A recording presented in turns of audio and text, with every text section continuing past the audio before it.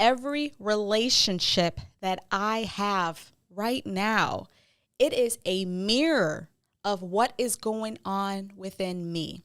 I didn't realize that when my marriage was falling apart and I was blaming him for feeling neglected and not a good mom and all of that stuff. But now I realize that all of those experiences, it was a mirror of what was going on within me. And in fact, my husband was actually doing me a favor. That's the point of relationships, especially close, intimate relationships. They are there to show you where you can grow, to give you that opportunity to be more aligned with your greatest self. So at that time, I was blaming him for me feeling this way, when I should have been looking at as a sign, as a message that I needed healing. He doesn't need to change. When there's conflict going on in your life, we always think we want to change people. We want to change circumstances. We want to change our memories or our past. But that's not the purpose, and there's no healing in that.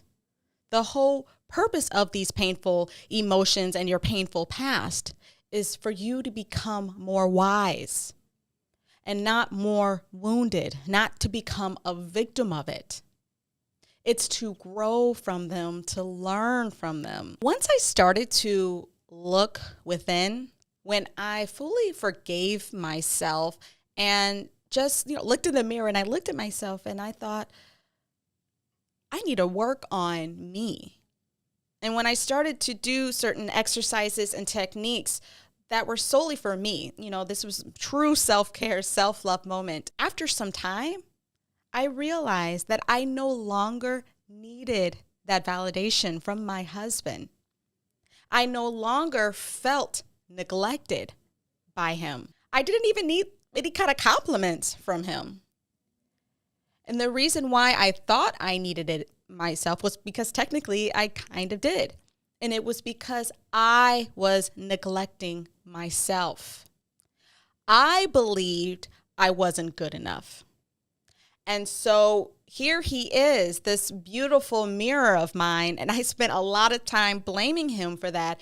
All it was to show me to start standing up for myself, to start feeling my needs, to start validating myself. And that can be kind of hard when, you first become a mom and all of your brain is succumbed by that. Everything is about making sure that they are taken care of. But if you don't take care of yourself first, you're not going to be able to take care of your children. I tell people, be selfish when it comes to the mental health and your physical health. Be selfish. Take time for yourself. I know a lot of moms may feel guilty by doing certain things that they're away from their children or spending money that could go towards, something for their kids. But you cannot give what you don't have. And also this opposite is true. You give what you have. And if you are stressed out, if you are overwhelmed, or if you're riddled with guilt all the time, that's what you give your children. So there's no shame in being selfish.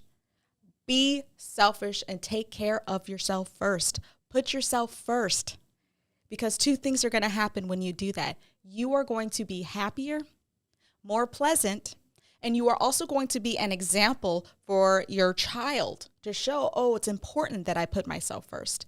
It's important that self-care is made a priority in my life.